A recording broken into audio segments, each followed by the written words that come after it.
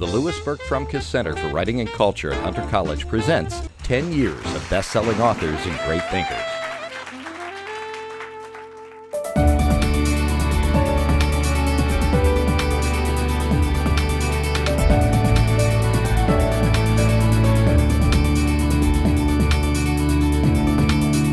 Good evening, ladies and gentlemen. My name is Louis Frumkes. I'm the director of the Hunter College Writing Center, CE. Some of you have been to our events before, some of you have not. We put on a couple of speakers series. This fall, about a week or two ago, we had Louis Begley, and tonight we're having Warren Adler, whom I will introduce in a moment. On next Wednesday, I believe, we have Yusuf Komunyakaa, who is a Pulitzer Prize-winning poet of great note, very talented. And on John Simon, our writer-in-residence, will be here November 10th. I'm sure you all know John if you ever went to the theater and he panned your whatever you saw. Richard Lederer is flying in from California on December 1st to give our Strong Cuevas lecture. Richard is he's probably the reigning master of the language, a logophile, verbivore, really a very, very brilliant wordsmith. But that day, on December 1st, he will talk about presidents, because he wrote a book on presidents also, and he has this uncanny encyclopedic memory of facts and stories, and he's a great performer, and we'll be getting into the presidential season, so I have a feeling you'll enjoy this enormously. Someone asked me, actually Tina Davies just asked me, she disappeared, oh there she is, asked me about the spring season, and Annie and Olivia are preparing our spring brochure, and we have an incredible array of talent coming from Nelson DeMille and Larry Block to Rebecca Goldstein and a mathematician, a female mathematician from the Institute for Advanced Study at Princeton, who has revolutionized the world of mathematics, and some great thinkers, some great literary talents, etc. And you'll get that brochure as soon as we print it up. But tonight, you're in for a treat. We have an unusual man, friend of mine, and I'll give you the formal introduction for him. Warren Adler. I've known Warren Adler many years as a friend, but not until recently did I realize just how accomplished he was as a writer and innovator. Most everyone, I imagine, has read The War of the Roses or seen the dark comedy film version with Michael Douglas, Kathleen Turner, and Danny DeVito, one of the most terrifying movies I have ever seen. If you are a cardiac patient, don't watch the chandelier scene. Yet I was unaware that Warren has written some 56 books, 12 of which had rights sold for movie and film, or that his work has been translated into 25 languages. Nor was I aware that Warren was a pioneer in electronic publishing, having predicted the decline of printed books and the meteoric growth of digital publishing. Because of his conviction about this, a long time ago, Warren presciently acquired his complete backlist and converted this library to a digital publishing format, which he currently publishes through his own company, Stonehouse Press. He also argued early on in an article for the Authors Guild that traditional publishers no longer had a monopoly on publishing, distribution, publicity, and content, and that prolific authors like himself should take care of their own destiny. La Forza del Destino. This, too, turned out to be prophetic. During the Korean War, Warren was recruited by the Armed Forces Press Service to serve in the Pentagon as the only Washington correspondent for the service. His byline went all over the world and was published in every publication put out by the Army, Navy, Marine Corps, Air Force, and Coast Guard. That's an incredible credit when you think about it. Some other tidbits about Warren. Warren, in addition to being a prolific author, is a successful entrepreneur. Over his long and distinguished career, he has owned 4 radio stations and a TV station, even while running his own advertising and public relations agency in Washington. He is also founder of both the Washington Conference in Wyoming.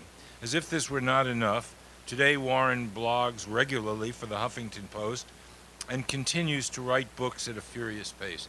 He mentioned to me earlier he has about 7 coming out. Unbelievable. It reminds me of Lope de Vega. In any event, suffice that though I am leaving out dozens of other accomplishments and awards, it seems fair to say that Warren is a Renaissance man. Actually, considering his age, which I know and you don't, he may be an authentic Renaissance man. Ladies and gentlemen, it gives me great pleasure this evening to present my friend Warren Adler. Go to it, Warren. Thank you all for coming. Lewis has given part of my speech, thankfully, because I hate talking about myself. However, in order for me to go through the whole episode of why I decided to do my own publishing, I have to, unfortunately, tell you a little about myself that our friend Lewis has not spoken about. If you remember, it was Scott Fitzgerald that said that there is no second act in American life. Well, the poor guy died at 40, so he didn't have a chance for a second act.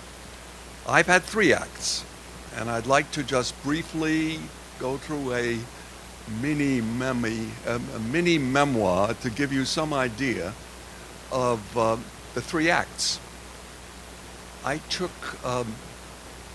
I was born, I will tell you when. I'm not going to start like David Copperfield, tell you my whole life story, but let's put it this way and you do the math. I was born in the same year that Lindbergh, remember Lindbergh flew the Atlantic.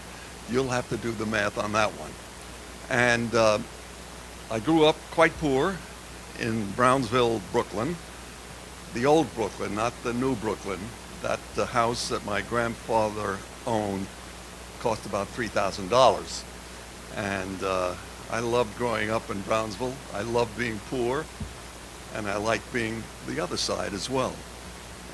It's been a real terrific run. As far as I'm concerned, it gave me tremendous material for my books, and I've written about my early days, all fictional. I never wrote a memoir. I'm too embarrassed to write a memoir, to tell you the truth. But let me tell you about the first act. That's an easy one. The first act, I married early, went to the Korean War, and it took me 30 years. I always wanted to be a writer since I'm 16 years old. I don't know why. I can't make a judgment about that, but it's in my genes, and I never ever gave up that dream. But it took me 30 years, from the age of 30 years, to get my first book published. I did get some short stories published. I had to make a living for my 3 kids and my wife, my lovely wife, who is here with me today. We're married 65 years soon. And so I tried to get published. I really did. I had agents. I tried everything I could to get published, and I never stopped writing in those 30 years. My first book was published when I was 46 years old.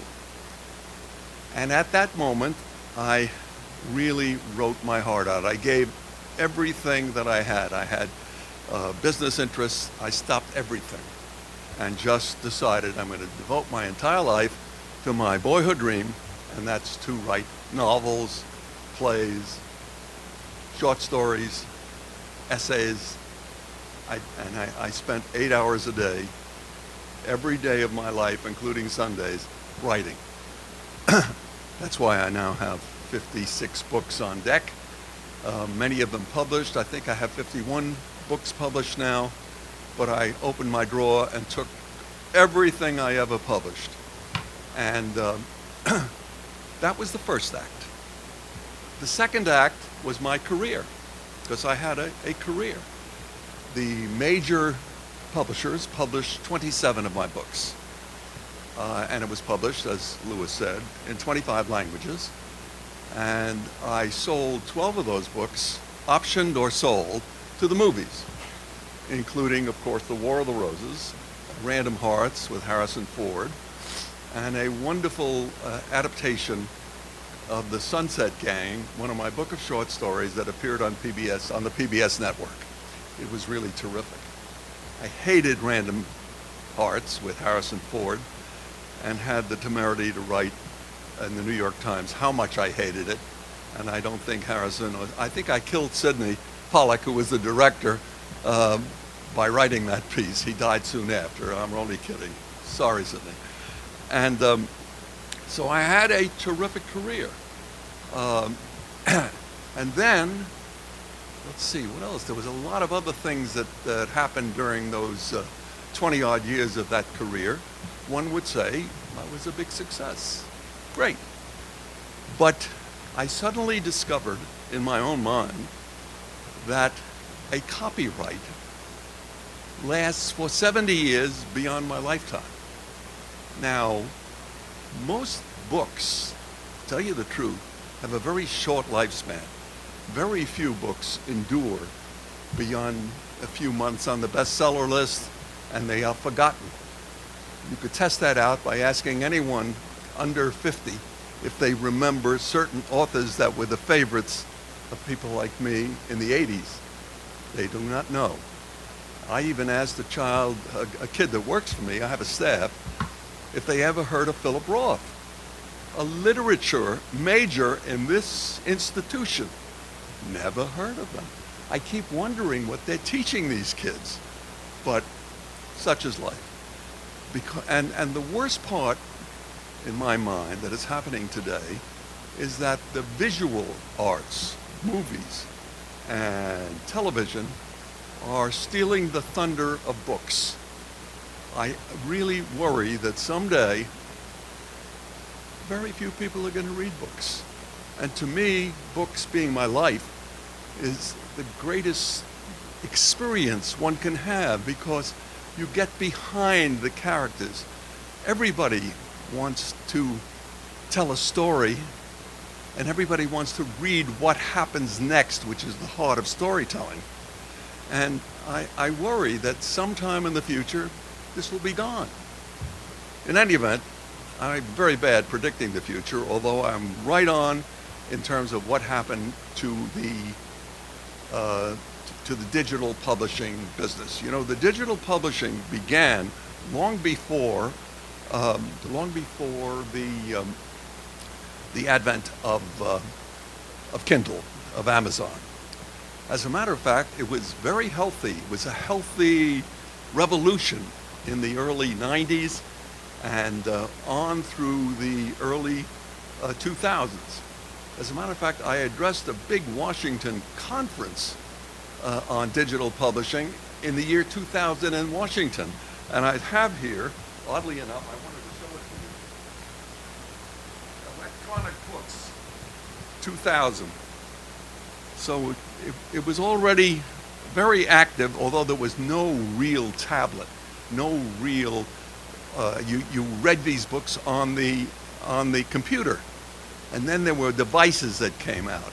And a lot of people invested time, effort, and money into creating this situation where you could read books online. Unfortunately, it collapsed completely. And one day, the people at it was Sony, asked me to address the Las Vegas computer conference in Las Vegas. And they were introducing the first really useful device, like a Kindle. It was almost exactly like a Kindle. It was a little tablet. You could read on it, and I thought, oh my God. this is terrific. So they asked me to introduce it. And I took my friend from the Authors Guild, and both of us spoke in Las Vegas to a very indifferent crowd. Nobody believed that the digital revolution would really happen.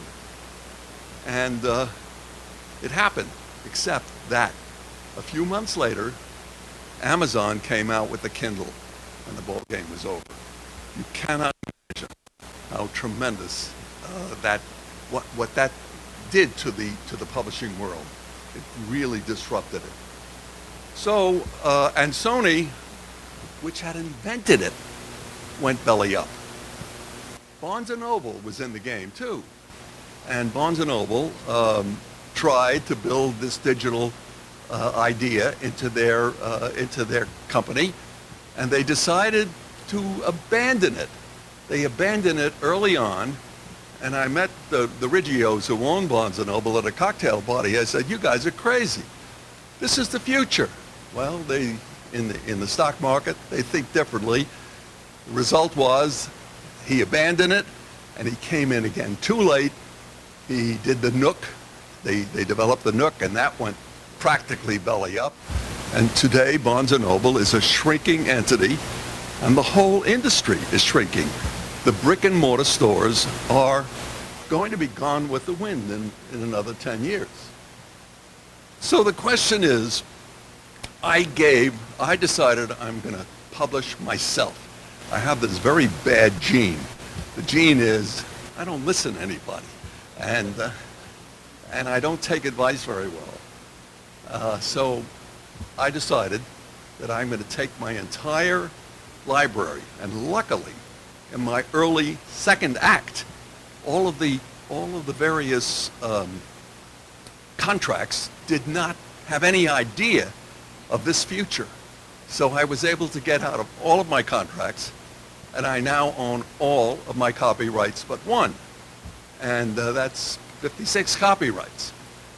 So after 27 published books by traditional publishers, I decided I'm going to be my own publisher.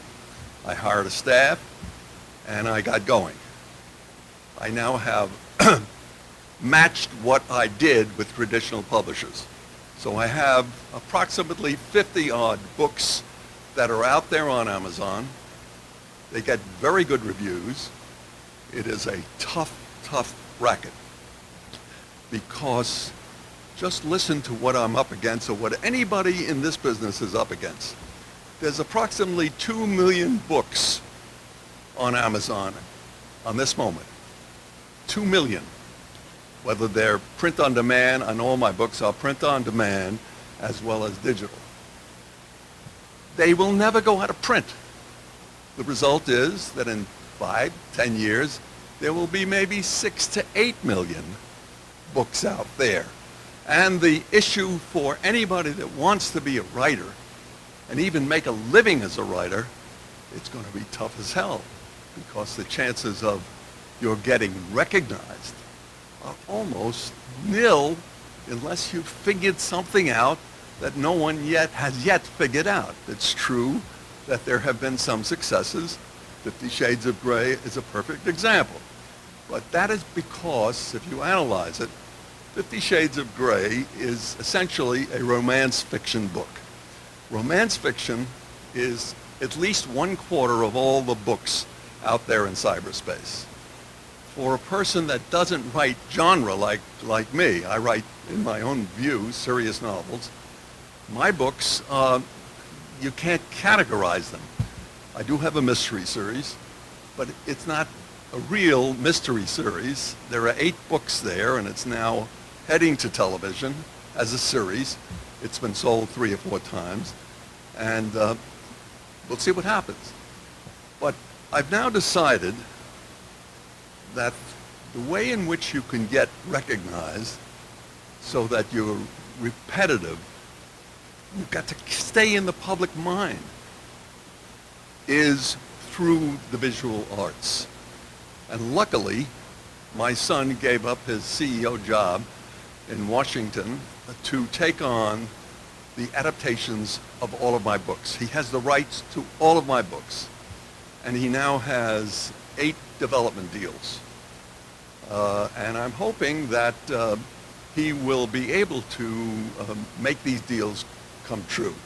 Since he owns all my books, he has a real opportunity to make a great living for himself, and at the same time keep my authorial name alive.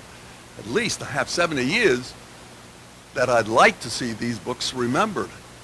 And of course I'll never know, but I would very much like to give this a chance, and we will see.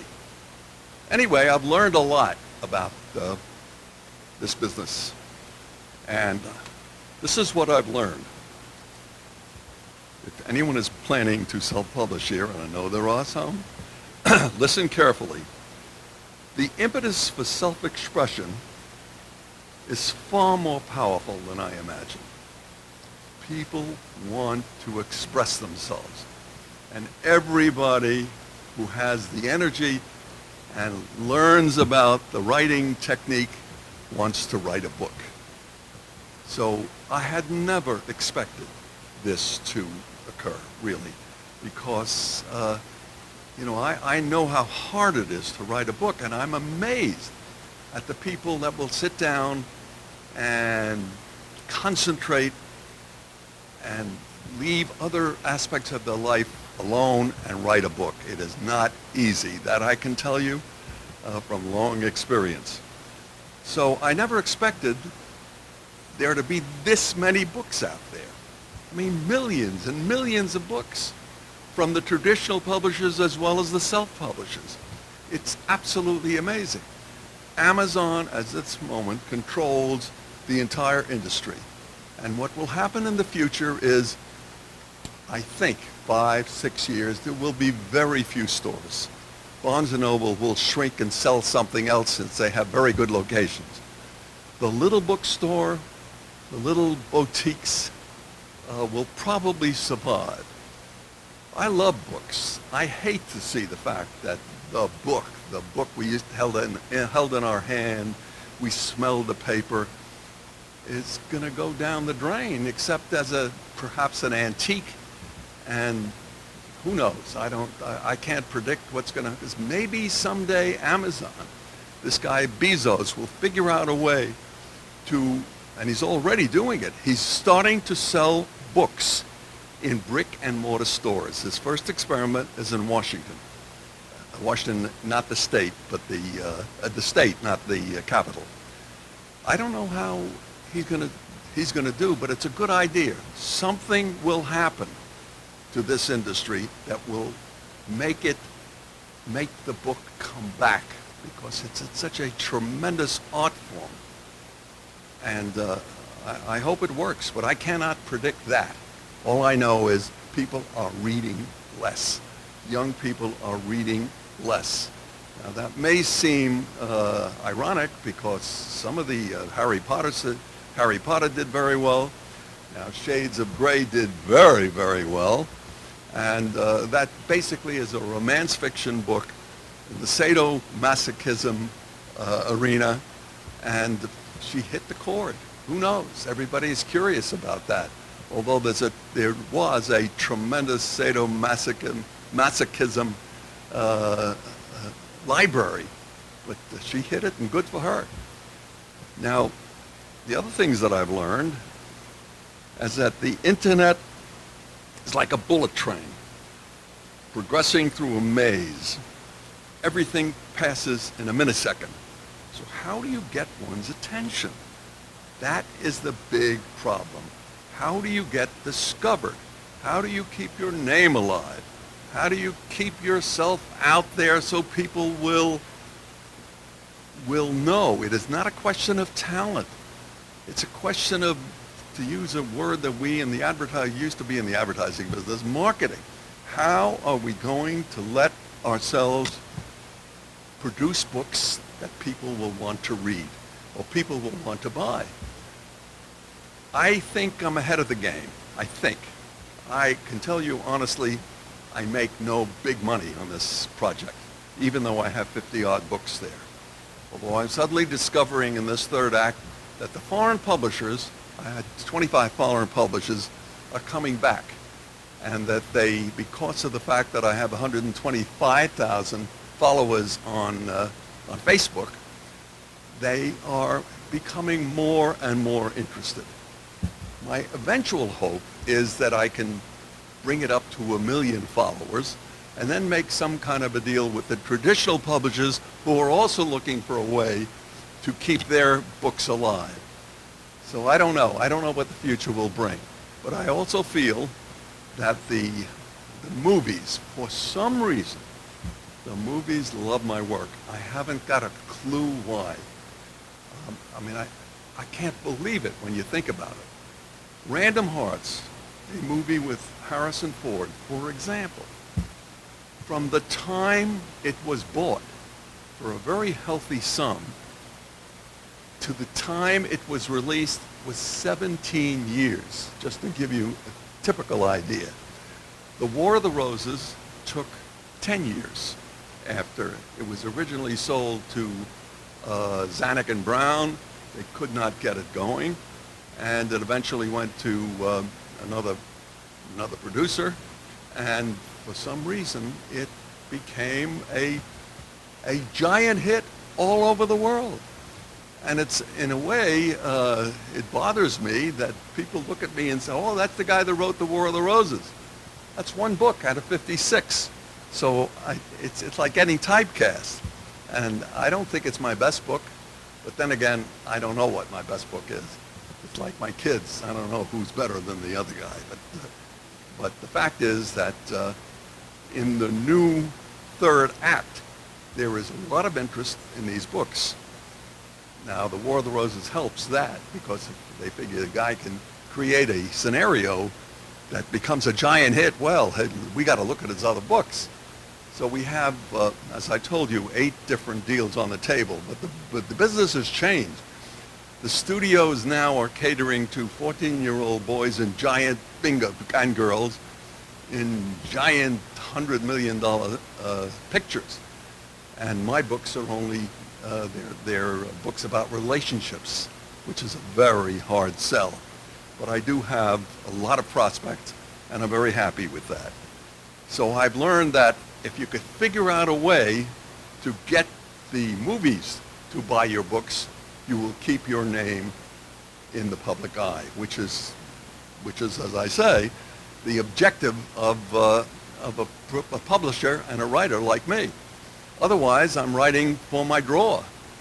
And it takes money, it takes staff, it takes ingenuity, all things that perhaps I learned in the advertising and public relations business, which carried me through the first few years of my life.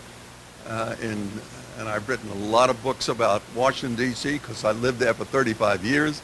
So I've written, I think, something like 20 books on politics, and I've written books that take me all over the world. One of my staff guys is putting together a map of all the places that I have written about. And it's like Russia, and it's the south of France. I didn't hit Asia, but all over Europe has been, and I've done all the research on it. I love doing the research, but you can get lost in it. There's a book called Target Churchill, which is heading to the movies by a British director, hopefully. Everything hopefully, because everyone has to have the time to do it. Because in today's world, all of these actors are very busy, and the directors are very busy. So it's all about making schedules, etc., etc. So that's the basic thing that I've learned so far. And the book review. There are no places for reviewing in the traditional media books that are self-published, because the traditional media, like the New York Times and the Wall Street Journal, do not review self-published books. It's still a hangover from the days when it was a vanity publishing, and it doesn't have the prestige of allegedly the books that come through the traditional publishing system, which I abhor, but nevertheless, that's the way it goes.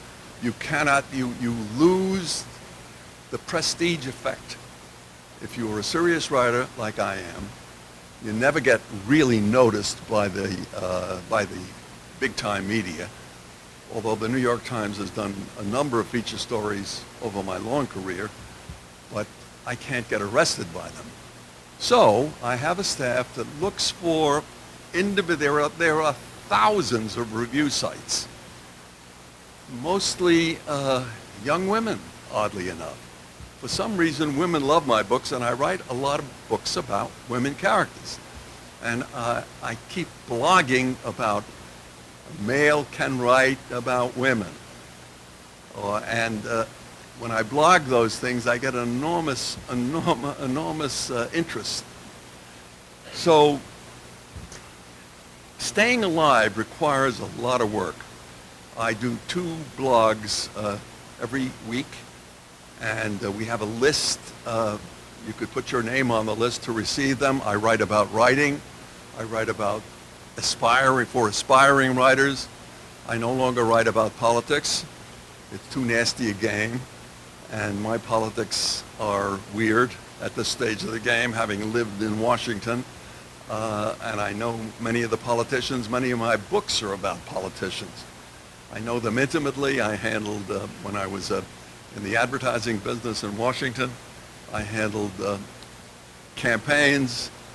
I handled a lot of real estate developments.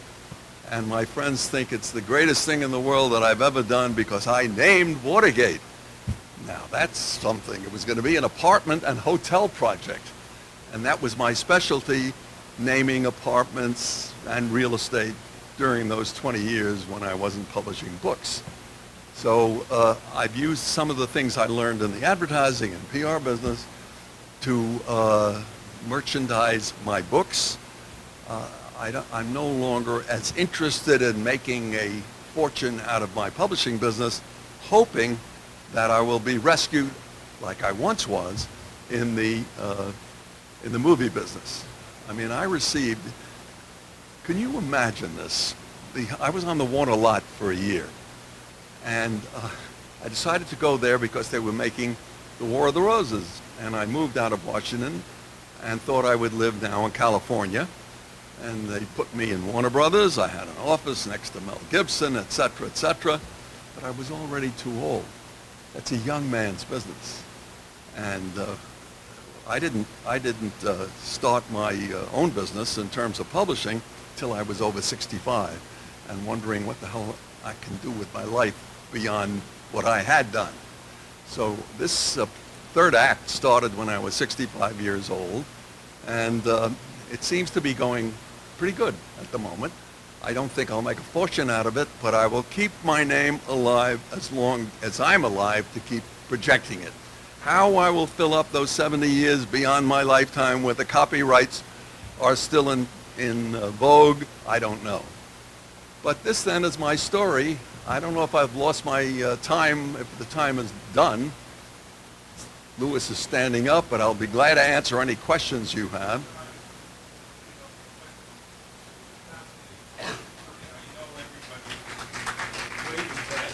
Who has a question for Warren? I have some, but the lady in the back with her hand. Random parts of the movie. Why do you think that? Why didn't you particularly like it? You gave the impression that you didn't like it. It was hard to get into it. I've seen the movie, years ago, and it was difficult to get into it. And I like both the actors, but it seems like they didn't come forth with what they were supposed to come forth. No, it's because they did stupid things in scripting it. One of the things I have learned is never interfere with a script that is heading to the movies. I don't write them. I can't stand that industry because they will take your book, ideas that they didn't have, and pour their own ideas out of it. Harrison Ford was supposed to be the assistant to a congressman. That is the basic of that book. That's what he did. And they made him a cop. And they did everything stupidly and wrong. And I was so infuriated, I'll never do this again. I had to write that New York Times story. And of course, Harrison said, what did you do that for? You know, we screw around with this stuff. You don't, the problem is there are no happy screenwriters. They change everything. And even when they get to the point where they're on the set, they change everything. And everybody has an opinion. And I can't live like that. I like to do it my way or the highway. That's the way I look at it. But I do have certain strict ideas. They must keep the title, because if they change the title, your book does not go anyway. They must keep the title and the names of the characters. Beyond that, as far as I'm concerned, I never look at a script. I let my son now worry about that. It was a big mistake to look at the Random Hearts thing and to do what I did with the New York Times, but I was angry. I'm no longer angry. Hello. Norman. I have a comment, and then I'm going to ask you to share your insight with me on something that I've been trying to think through and understand. Truly, you've had an amazing career. And more important, more significant, is that you're amazing, because anybody who could write 56 books and get them published is incredible. This year, a book was published by one of Harper Lee's books, The Watchmen. And for years and years and years, the only book that was known to have been authored by her was To Kill a Mockingbird. And she was incredibly an icon. How do you explain the fact that she wrote one book, a movie was produced, and then the other book was just in the closet for so many years, but she's still regarded as an icon in literature? That's a simple question to answer. She became a brand name. If there was no movie, she would have been forgotten, in my opinion. She hit the nail on the head in terms of social justice, in terms of the South, etc. The second book I didn't read, and I don't know if it even got good reviews, but it was from my point of view, the way I understand this business, it was a scam. I don't even know if she wrote that book. We all have first drafts, second drafts, third drafts. You know, the secret of writing is rewriting and rewriting and rewriting. So she had this first draft that somebody found. She had a great name. She was writing about the civil rights movement. So there it was. So there, her brand name sold that book. It will probably not be remembered in a few months. She will always be remembered because it was a great movie. That's what makes that book great. The adaptation of that book was brilliant. Thank you. That was a good answer. Who else would like to ask? Yes, young lady here. Another example would be Martha Mitchell. Well, yes, but Margaret Mitchell's book was put together by its editors. It was a mess. It was her one book. The publishers went out looking for books. They found her book. It was rewritten by the staff and people, and then it became a movie that the producers, I understand, Selznick never even read it. But the point is, you had Clark Gable, who was the king of Hollywood in those days, those of us who remember, and it was a great story of women's liberation. It was the most fantastic character of a woman that did it her way. But she could not get the man she loved. What a great story. And they really went crazy in terms of the production values, and that is the secret of that book. I don't know if anyone here has read it. You ask the kids if they've ever read it. No, nobody has read it. I read it years and years ago, and it came out in 1936.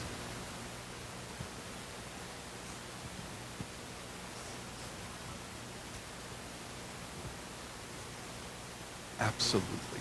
Absolutely. We are now in the victim book. The victim books are really doing great. Show me a victim who tells us story, his story, and boy, they're terrific. I prefer books of character, and where plot and character, I'm a student of Shakespeare, that's the way I think books should be written. Books of the moment where the victims, in this world today, there are so many victims, you could have libraries written forever about everyone that has a struggle. We're all struggling. That's fine. But it doesn't make for... One thing we have in common, we all want to know what happens next. That is the secret of storytelling. And that is why the novel, in my view, and the short story, is one of the great art forms. Because it tells us what happens next, and we see inside the brain of the person. You don't see this in the movies. Next, do we have any more questions? If yes, the young lady over there. Your name first really popped up on my radar when I saw your name being thanked in Charles Osgood's book about his childhood in Baltimore during World War II, and I was just wondering if that's you, or you're that Warren Adler, and what your role was in that book. I mean, because I Which Googled book? you, and there were like all What- kinds of books that you'd what book? written with... Was there a specific book? It was called something like his child... Was it about World War II? Yes, it was his childhood in World War II and how he fell in love with broadcasting, listening to the radio. Many, many love stories, because that is the great mystery. But I don't know if I wrote the World War II, about World War II. Well, he because just thanked you in the... I was in the Korean. In the acknowledgement page of his book. Well, I don't know. One more thing I would, in terms of books, I'm sorry, I don't think I can answer that question. My next book coming out next December 1st is called The Torture Man. It's about torture and a very suspenseful story about a woman who is a super human rights person and activist whose child gets kidnapped by a jihad. And what goes through her mind, and she calls in some former CIA guys to figure out how to help her get rid, people that actually participated in torture, how to get her daughter back. I have, I think, 15 books over there that I managed to catch from my staff. It's $15 a book. I got to bring back the money to the staff. Good segue. It's getting great reviews, and I think that's going to be a good breakout book for me. I guess, I don't know. While